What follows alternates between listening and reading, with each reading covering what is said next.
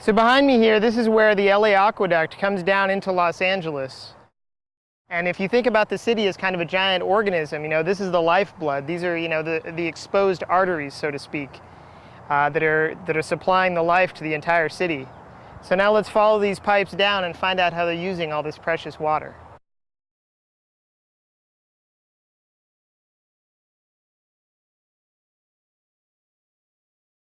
I'm Alalie Jolicoeur, and we are doing a lawn transformation today at our house here in Claremont. Heather Flores, the author of the book Food Not Lawns, came to Pitzer College, and I picked up a flyer somewhere in town, and it was right at my alley. So we went and met her and got her book and read it, and just instantly got very involved with the idea. We just kind of discovered the biggest obstacle for most people to do this type of thing is time, money, and labor, right? And so having community overcomes all those things. When we all pitch in a little bit, we overcome a lot of the financial burden for someone to do this. The fact that we're all volunteering and working for free overcomes the labor issue and the time. We come in with a group of people, and basically in a day, sometimes two, we turn a lawn into a planted garden, ready to go. So what normally would cost thousands of dollars for a crew to come in and do, we do all through volunteer, and it happens really quickly. And yeah, the time, money, and labor, it's all taken away. And it's not just taken away by nothing, it's replaced by, by community. It's just amazing like what this group does to come and take a front yard and transform it into something that gives back instead of something you mow or pay gardeners to mow that then pollutes, the environment. But let's not limit it to food. Whatever you can grow locally that you would ordinarily buy that's an import, you should grow it and it should be supported. Right. Whether it's a flower or a piece of fruit or a loofah sponge or cotton or food. Right. If you can grow it locally, I keep saying local is the new organic. Organic has been co-opted as a word and as a standard. It's now a standard that you pay to use the name. But growing it locally and consuming it locally with no packaging, this you can compost when you're finished with it. That makes sense to me, right. And it makes sense to a lot of other people too. Right. In San Francisco, in Chicago, in New York, in Washington, on the White House, they've got gardens on their lawn. So for one day, there is a garden on the lawn of City Hall. Maybe it'll stick. How many of you guys, if we had a garden on the lawn here at City Hall, how many people would come volunteer? Hands? All right. This is Ed Reyes, Chief of Staff, so he needs to hear these things. A lot of people that have very, very good intentions in this building. So.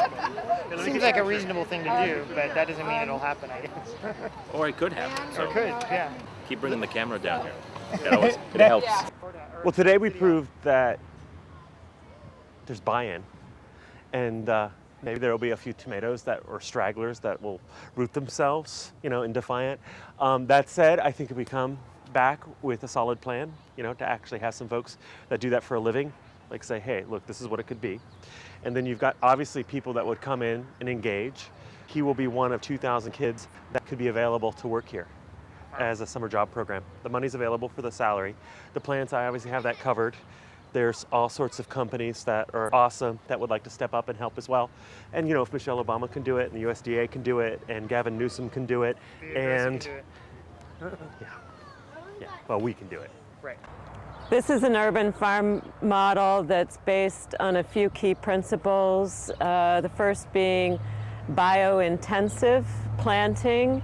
As you can see here, we're not row farming, but we're using every square inch of usable space so that we can have, with minimum resources being land, water, seed, material, labor, minimum resources for maximum output. The other principle that we're using on this farm is biodiverse planting.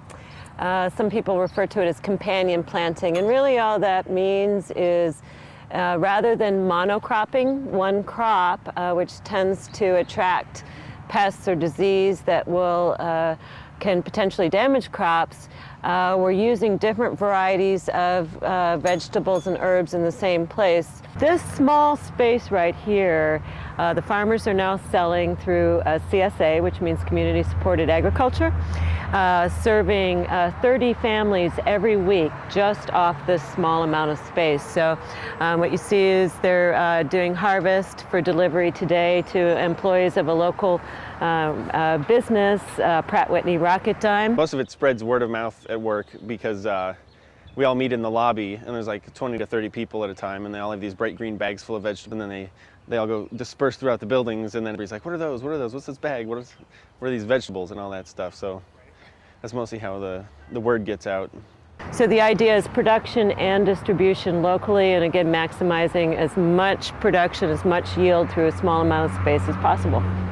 There's a certain kind of quenching of your soul and your spirit when you deal with your own food also. There's so much good stuff going on, but there's just such little pockets of it here and there. But we're finding more groups that are thinking about how what we do now affects 7 generations to come, and people who take money and grants and try to learn how to grow food any way possible and preserve seeds, because one day seeds could be the most valuable commodity that anybody could ever have.